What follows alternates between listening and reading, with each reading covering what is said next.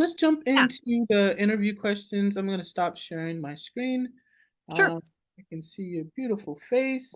So you kind of answered it a little bit before, but tell me, where were you born and where'd you grow up? Just elaborate a little bit more about that. You said Wisconsin? Yep. Sheboygan, Wisconsin, Oregon. which is right on Lake Michigan. Nice. And uh middle class, lower middle class. My dad was a carpenter and he built some of the most beautiful homes in Sheboygan and Kohler, Wisconsin. And he worked with my grandpa and his dad, Froh Construction. And again, just beautiful craftsmanship and just like beautiful homes.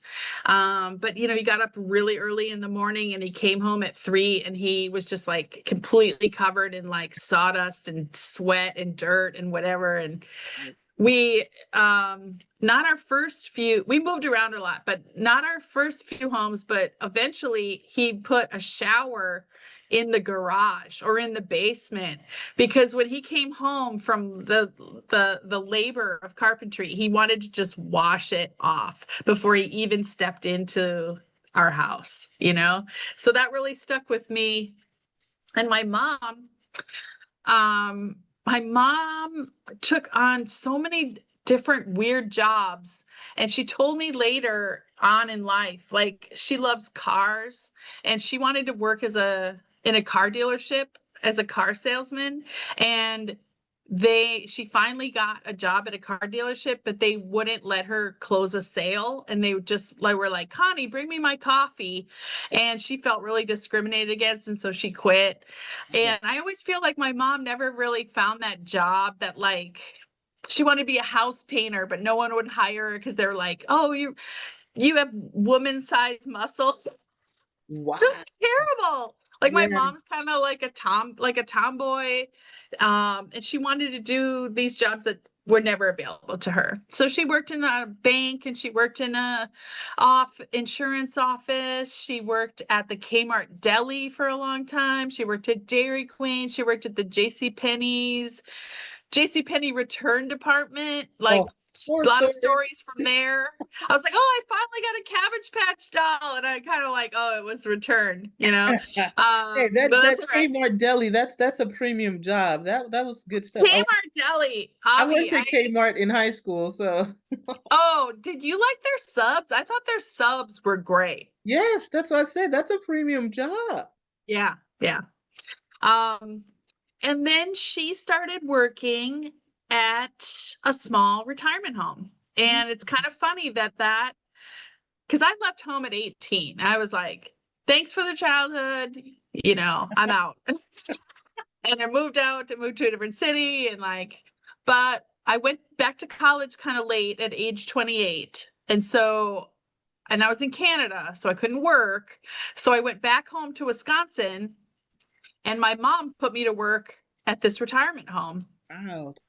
in the worst jobs. She's like, okay, I need you to defrost these 2 freezers. I was like, oh dear God. Like even cleaning a refrigerator is horrible. Yes. And then she's like, oh, sweep out this garage and like, oh, just like terrible. But then I finally would do those things and then I'd get to hang out with the residents. And I found that like my mom, we both have an ease about that. Like we don't treat them like babies. We joke around with them. We're sarcastic. And so they like us. We like them. I can be in the presence of senior citizens and I don't freak out. Some people don't like to be at nursing homes or retirement homes. They see a lot of elderly people and they can't handle it. But Right. I don't feel that way. So I wouldn't have known that about myself unless my mom started working at a retirement home and brought me in in the summers like that. That's Um, crazy because my mom worked as a nurse for over 30 years. And when I was probably fifth grade, fourth grade, she worked in not a retirement home, but a senior care yeah. facility. And I came after school because we didn't have babysitting. So I hung out with her and hung out with the residents, fought with the residents. I'm not going to lie, over the TV room. But I Some got, of them are mean. what's that? They can be mean. Oh my gosh. Oh, that's Yeah. understatement. But I As learned. many as many that are sweet, there's just as many that can be mean. but I learned this is their home. This is their living room, right? And so you kind of I grew that respect for them and that they can't go home. I can go home. And this is their home. So you have to respect that. Um, Yeah, I good got a point. whole new perspective on their lives. And like you said, some people freak out around elderly people. I never did. I was actually amazed by them, so Yeah. many years of living and so much knowledge. And yeah, I didn't joke around with them. I was such a little smart ass that I was probably such a thorn in their side. But I was never afraid of them. It was more Yeah. like battling them for the art supplies in the sunroom. Yeah. So, did you have a person that inspired you as a young person? Maybe, when you're in kindergarten or young or growing up that inspired you to make art, or did you have an example early on? Yeah. I mean, when I think back, I loved being alone. I loved being in my room, drawing or reading or playing with stuffed animals or dolls. Or I loved being in the basement where I had like my Barbie um menagerie, of like, this is Barbie's house, this is Nice. Barbie's stables, whatever. So drawing was always a part of that, whether it be from coloring to drawing. Just I love drawing faces and cutting them out and moving them around and pairing them up and making families and just coming up with stories for these characters that I made. And my dad was very creative. And I was intimidated by that because everything that I did, he did so much better. Mm, Example, carving pumpkins, you know, I would make what I thought to be some great face, and my dad would turn his pumpkin around, and I'd be like, oh shit, like he's so good. And then my parents would be playing Scrabble, and I'd see in the margins of like keeping score, he'd draw these like little gargoyles that were always so good. And like he never put a lot of time into it, but it was like effortlessly good at drawing and painting. And oh, our house was on the bus route. So the school bus would pick us up right in front of the house. And one year my dad made these big wood standees of Smurfs that he cool. hand drew and painted and cut. And they looked pretty good. They were like a little off, but they still were cool. And then he put those on the fence in front of our house, and there was always projects going on. And actually now my dad in his retirement is like practically a full-time painter. He is such a good painter, and it really took was like open time for him to spend on art, for him to just completely blossom.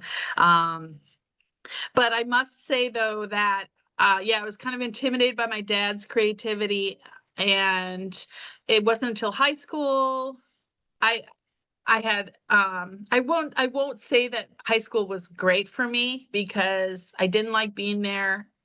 I didn't like learning. I didn't like the structure. I was a very nervous, anxiety rid. I Do you know when kids that blush really bad, Hmm. like their face is like completely red and like practically like radiating? That was me for and I blushed, and there was another girl named Jenny who blushed worse than me because she had like white eyebrow, like white blonde hair and white eyebrows. So she got more red than me, but we were the blushers. And it ruined my life. It ruined, and I also was like sweating all the time. Like I would wear a t-shirt underneath the shirt to like capture it. So this anxiety from adolescence on, I'm like sweating. I have a red face. I'm not having a good time. Oh, And luckily, where I went to high school, we had so many art classes. I literally learned, I think, almost every medium. every like jewelry making. I have like a soldering iron. I'm like soldering jewelry. Photography. We had a dark room. Oil painting, acrylic painting, egg tempera painting. What? Yeah. Commercial art. There was a commercial art class where my teacher was like, "Okay, you're going to make this presentation for this product. I'm going to be in the next room. I'm going to call you in and you're going to act like a professional." And I was like, "Oh my God." That's I so ended up cool. I ended up being really good at it. And I think it was because I was kind of like acting or like going above and beyond myself, right? Right. Um so I took every art class my throughout my high school career. I took every art class that was possibly offered. And so when I graduated, everyone was like, "We didn't even know you still went to school here." Because I in the E-wing, I was always just Wow. in the art Okay. room. I just finished my academics as quickly as possible and got terrible grades, and then just spent as much time as possible in the art room. And if I could say one good thing about Facebook, and there's really only one good thing, it's that I found my high school art teacher. Oh, And so we communicate every now and then. And I sent him the annual report for Short Run, and he sent me back a card and told me how proud he was of me and what I accomplished. I almost fell over dead. Like, that's he amazing. meant so much to me. Um, No, so art teachers are the best. I mean, I remember Eric Fink, my high school art teacher, opened the art room for us during lunch break. And yeah, like you, I spent all my time in the art room. If I wasn't playing sports in the gym, I was in the art room. And they're just magical people, artists and art teachers who share so much of their time. And they're just, yeah, yep. I mean, my high school uh we were big on athletics, so I was able to express myself that way too, but just to have that space, right? Where if you Oh didn't yeah, want to hang out in the cafeteria or, be that's one, right. you could just be an art nerd and geek out and paint and Yeah, draw. it's so important. It's so important. There was no other place for me. And he decorated the wall. There wasn't a spot on the wall that didn't have a poster or some kind of artwork on it. And I actually feel like when I tried to go to technical college right out of high school, Mhm. and I got there and it was all these white rooms, Mm, and I was like, what the hell is this? nothing. Like, and I was like, wait a minute. I hated high school. And this kind of routine and this rigidity, I can't. No, did I last a full year or maybe even just a semester? And then I was like, no, this isn't. I thought I thought that like technical art college, I thought it would be that art room in high school and so much more. And instead it was not. And then I didn't end up going back to school for um what did I say? 10 years. Years, yeah. So do Yeah. you that's a great segue. Do you have words of encouragement or something that you would say to a young artist that wants to make art a career, or even something you would say to yourself as a young artist looking back? Is there something that you would say? Well, through all those starts and stops of like I went to technical college and then I dropped out. And then I would take painting class on the side and then I would stop. And then I would do this and I would stop. And then I go to art school and I'm just finding painting and printmaking. I'm really getting into it. And then I graduate. And then I go back to my one bedroom apartment where I have no space. And comics uh is great because you can do it anywhere. But like I feel like I had a lot of starts and stops that depend like I wish I would have carried on with things, gave things a little bit more of a chance. Mm. I had art teachers tell me like, I think you're really getting somewhere with your painting. And I'm like, oh, awesome. And then I just immediately stop. Oh, wow. Okay. So I kind of feel like, oh shit, or it's just like time the timing isn't always right. Yeah. But for comics, it ended up being okay. I worked on comics all through college. I did comics actually as my grad project. I did these handmade books, hardcover books of my comics. And Amazing. then when I came out of college, it was like the habit you just couldn't quit. And I was like, okay. So like finding your medium is going to be maybe messy. It's going to have a lot of starts and stops. And there's also going to be times where like, oh, I don't have the space. I can't really paint huge paintings right now. Maybe I'll go back to it someday. But what can I do with the space and time that I have? Um, and also, I mean, don't force it. But I love making comics, thank God, because I can do them at this desk. Um, but I think the best advice is to learn to love your own style Yeah. of being an artist. I see a lot of young artists right now getting to a certain point where they can draw exactly like their favorite artist and they stop. Okay. And I'm like, oh shit, the world does not need more of this. It needs you. It needs the way you draw and the way, it needs your interpretation. And Yeah. that's kind of hard because there's so much self-doubt that they don't think they can draw until they can draw this way. Mhm. And so I feel like there just needs to be this huge movement in education that's like, no, no, no, no. Like, find the way that you draw. You can always be perfecting that and changing that and getting better without it looking like something else. So I'm at a point now, and I don't make comics for a living, that's a different conversation. But I like the way that I draw now. And it's not perfect. And some people who are historians or like are big crafts people or people that really hold firm the rules of making comics will look at my comics and be like, I can't even read this. Oh no. Who What? knows? Rob. Like, you know, Stop. like my boyfriend grew up reading comics Mm, and he has a sequential arts degree. And like when he and his buddies look at comics, they're looking at comics in a completely different way than I'm looking at comics. And we just have to accept that we're not all coming in on the same road, yeah. right? Um, but I I'm entertained by my own comics now and my own process of like getting there. Like as I said, I kind of hate drawing and I have a lot of self-doubt. I'm like, God, why can't I draw this? We all why can't do. I draw this? Erase, erase, erase. But then when I get to the inking stage, and I love inking, as I said, and then I still love the finished product. The book, I get the book off the photocopier or I get the book back from the print shop, however way I'm doing it.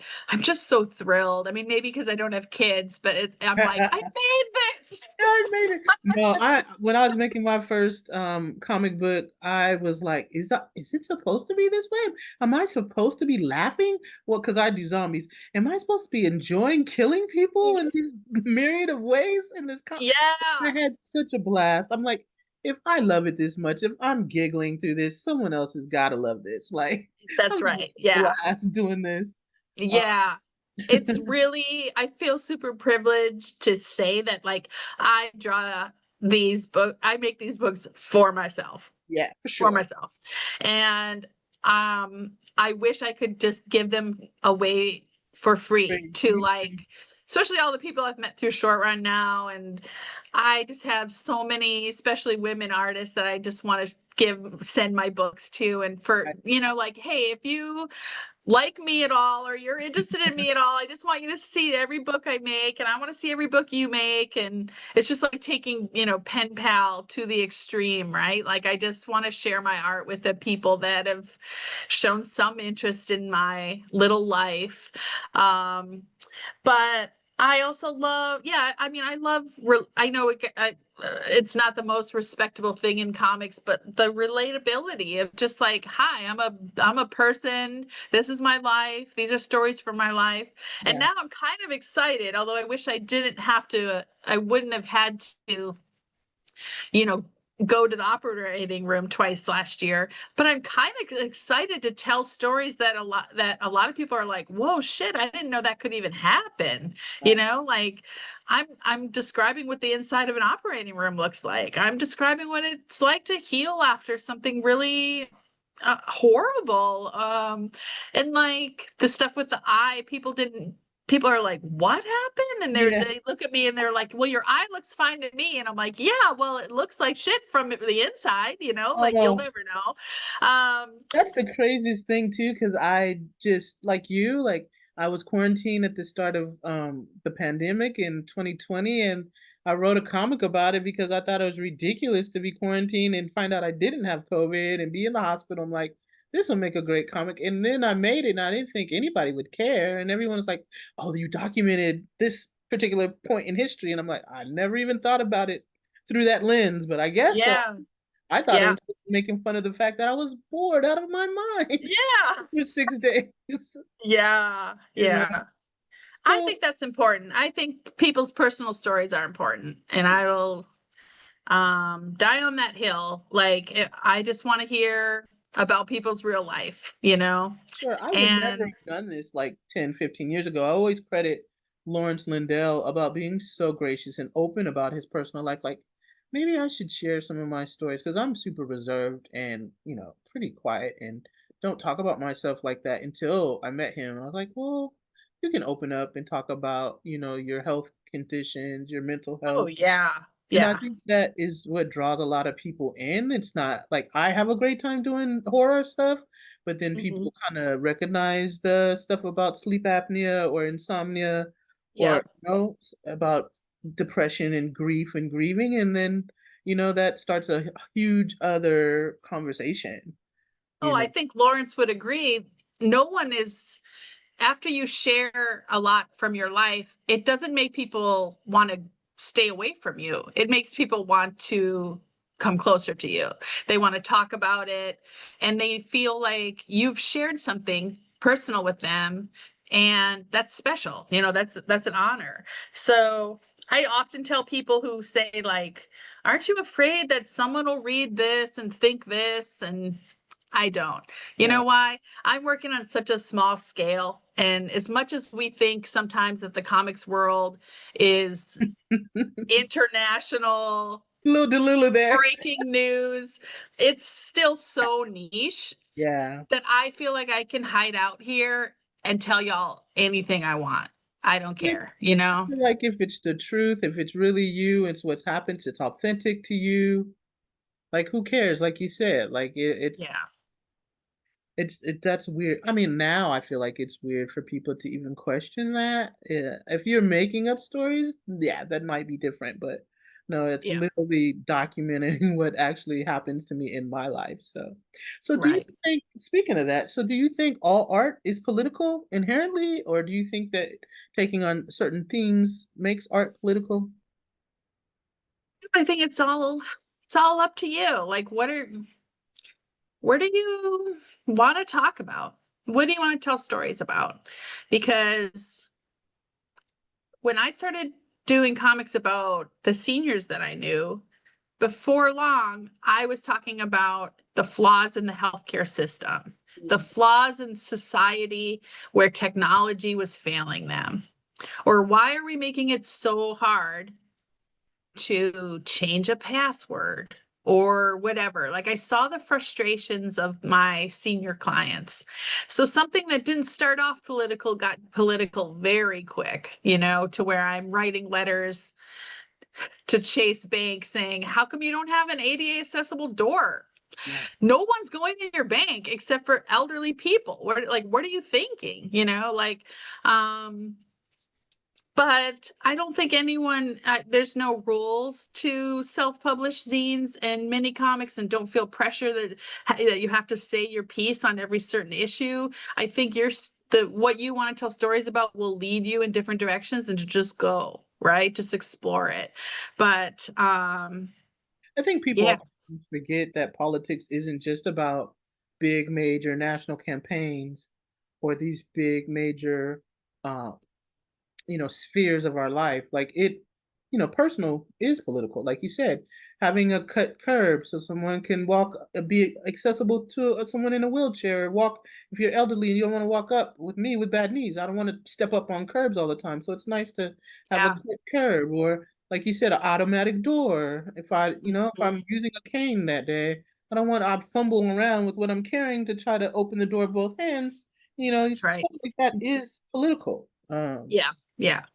And I think um through comics we can teach empathy. We can teach, not only teach it, but remind people about empathy, or remind ourselves. Like when that thing happened to my eye, I was like, oh my God, I have an invisible disability. Like Yeah, I am walking down the street, I have no peripheral vision, and I can't fucking see.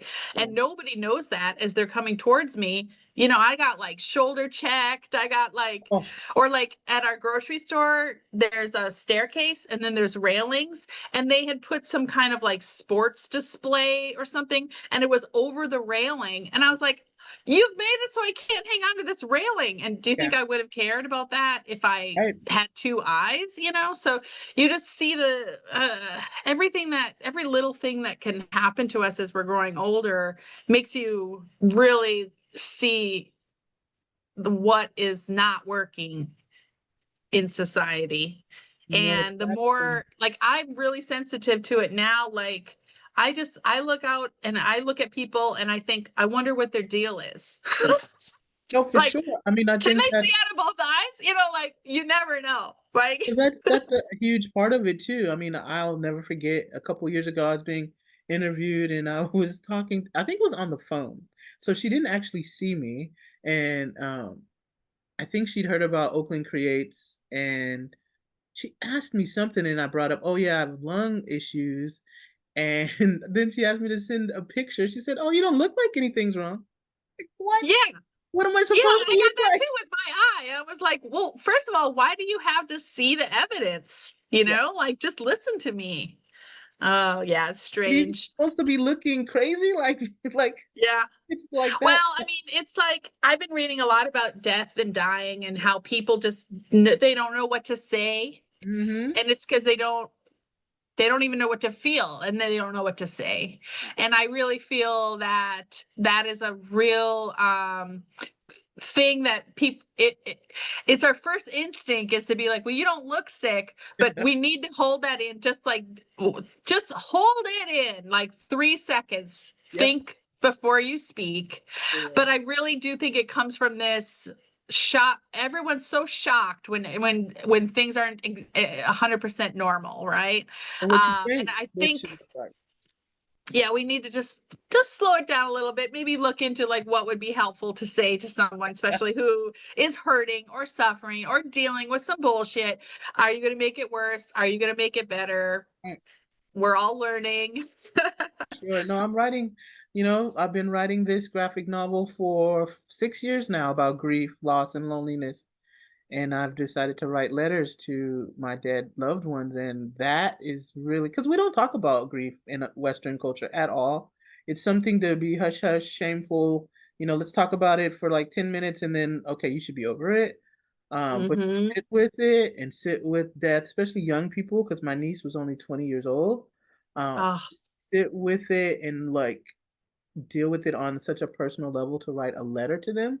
It's like, oh yeah, this is a whole nother level of processing. where did you get that idea? Did you hear about other people Well, doing that? in 2021, my older brother died in May, and then my second older brother died in June, I think.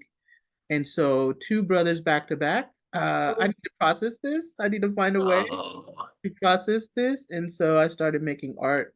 I'd already started making art because my mom died in 2016 and we did not have a good relationship. So I was kind of beginning to kind of process it through making art about her. And then my two older brothers died. And I was like, okay, wow. we need to go ahead and put this into a formal thing that other people can share. And, what is it? The Kubler-Ross, theory that there are The five stages of, stages. yeah. Like, there's more to it than that. And so let's talk about the mental health aspect a little bit and how that affects us mentally and spiritually.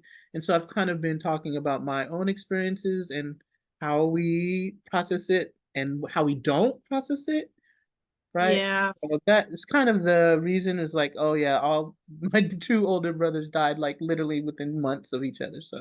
Oh gosh. So yeah. So my next question too was, is there something that we did during speaking of the pandemic, because we were still in the pandemic then, do you something you think we should continue to do? Like people have said masking or maybe do more online stuff. Is there something you think we should carry over from that time period? Maybe just kind of what we've been talking about, like being empathetic to other people's issues. Um,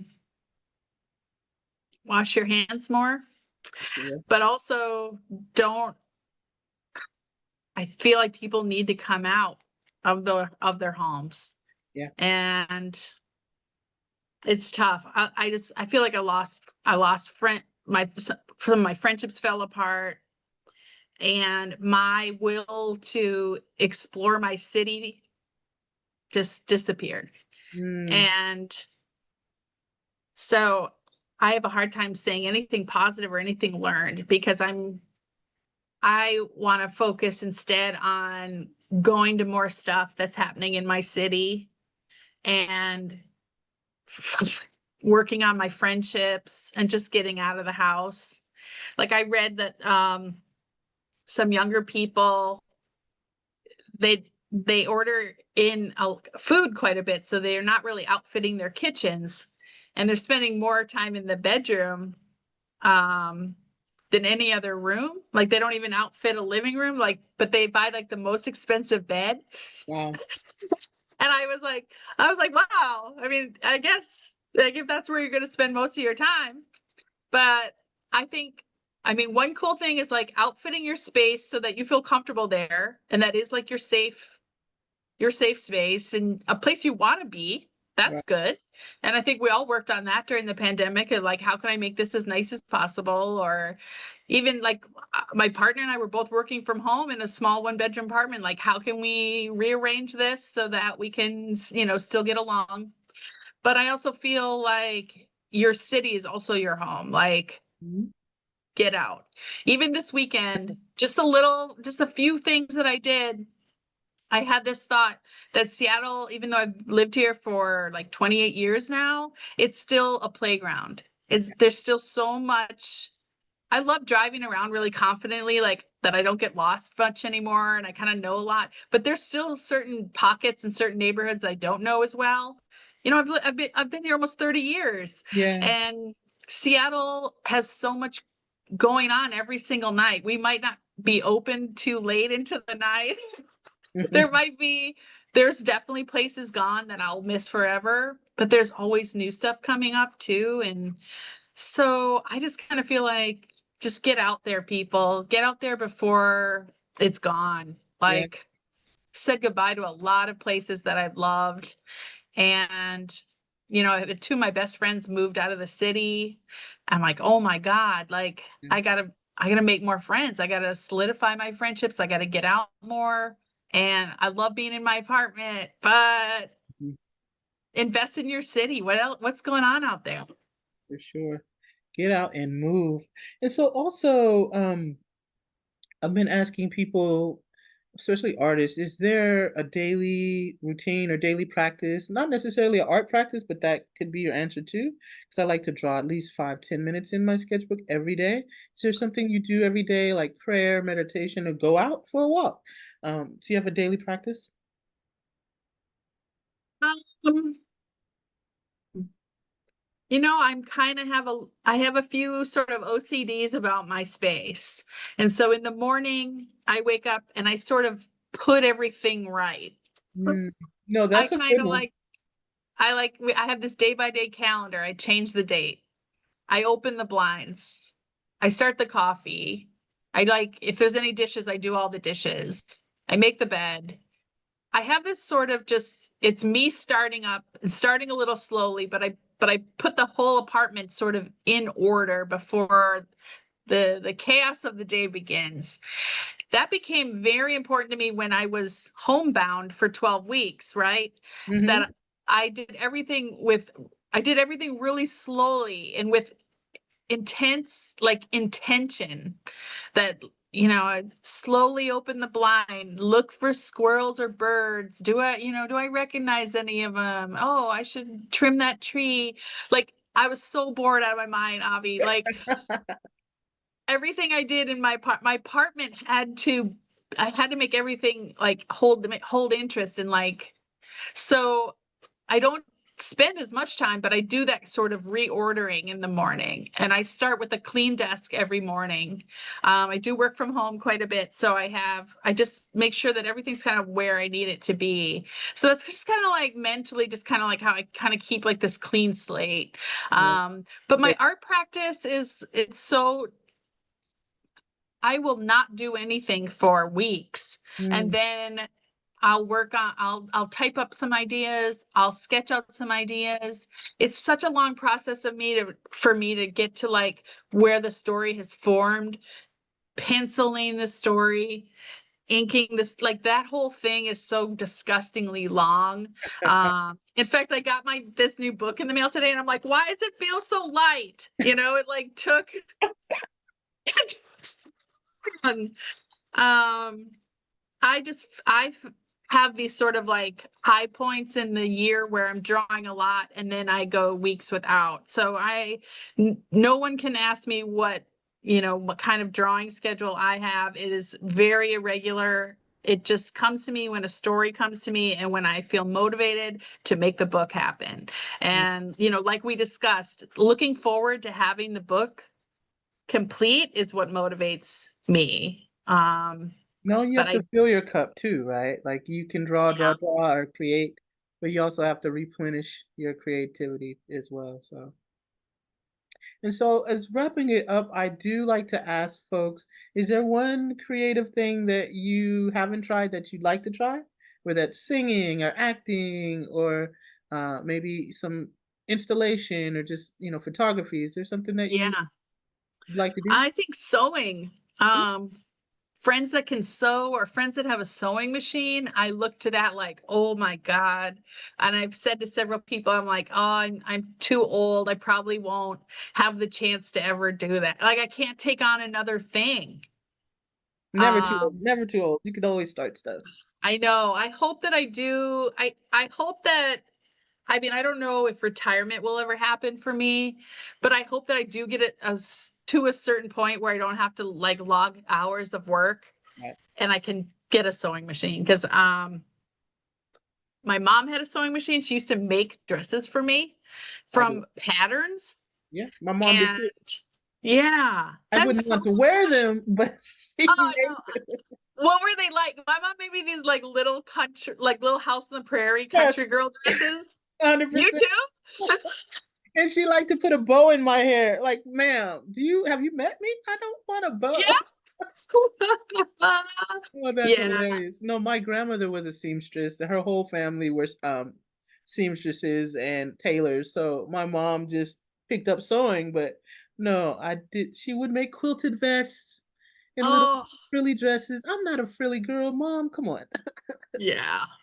No, but sewing is amazing. I watched my grandmother make her own clothes and it just looks so awesome and Yeah. Looks so awesome. Like the fact that if I could like make clothes with just my measurement, yeah, that's incredible. incredible. Um, yeah. It So would last guaranteed to fit. yes, last question. Is there an art supply or tool or book that you'd like to share with everyone that you find really useful? Yeah. I prepared for this. Okay, so I went to a residency that Short Run does. It's called the Trailer Blaze Comics Residency. It's for women and non-binary artists. It happens every April. Nice. And this year, I can't remember, I think it was Christina Lee showed us this pen. Ooh, It's a brush pen. And we all passed it around and we were oohing and eyeing. And I got home from the residency and I ordered it immediately. And it's called I wrote this down, the Uni Mitsubishi double-sided brush pen. Gonna get And it. that's what I drew the cover with, Nice. and the story about my eyeball. It was extremely freeing to me because I'm normally as I said, a dip pen and ink girl. Okay. So this was like, I was like, oh my God, I'm drawing a lot faster, and but it's not as dark. Like I love the pen and ink because it's like so black, and Right. then it just like sits on the top of the paper. I love the way that feels when it dries. Like I use F&W black ink for So most of my comics. you use the drawing nibs. Yeah, let me show you. I think I have them here on the desk.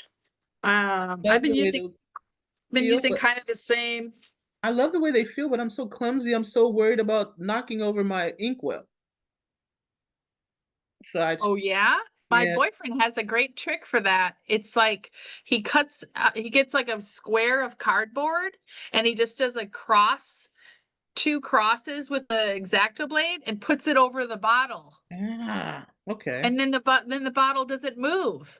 Okay. Yeah, so I have used these same pens like for probably 20 years. Just different sizes. This is like a liner. You only have to load it up, and I can do like a whole Great. um square. I love Yeah, those. but anyway, brush pen, also fun. Name it again. Tell me the name. Oh, I'm going to tell you exactly where to get it too. It's jetpens.com. They Okay. have great prices on pens and paper. I was amazed. This is called the Uni Mitsubishi, like the car, I'm gonna grab one. dual-sided brush pen. And I think it was only like $6. Nice. Well, this Yeah. has been so amazing, Kelly. I'm so glad we did this. I've been to Short Run, I think maybe 3 or 4 times, and I think we've never had an extended conversation. So just wanted to give you your flowers and appreciate you. Your show's amazing. Always have such a good time. I love talking to other organizers. And I mean, when you come to the show next, we have to do a major trade. Yes, for sure. For sure. Yeah, thank you. You always support and buy a bunch of my stuff too. So that does not go unseen. Thank you so much. This has been fun. Hopefully I will see you maybe next year at Short Run. Okay, great. Thanks, Avi. Thank Avi. Oh, I've been calling you Avi the whole time. You normally call me Avi. you normally call me Avi, but I don't know, in the heat of the moment. Oh, I did. I just said it wrong cut this out. Cut It's this last Avi. part out. It's fine. I know you know who I am. Yeah, of course I do. Okay. All right. Well, take Thank care. you. Nice All right. talking to you. You too. Thank you so much.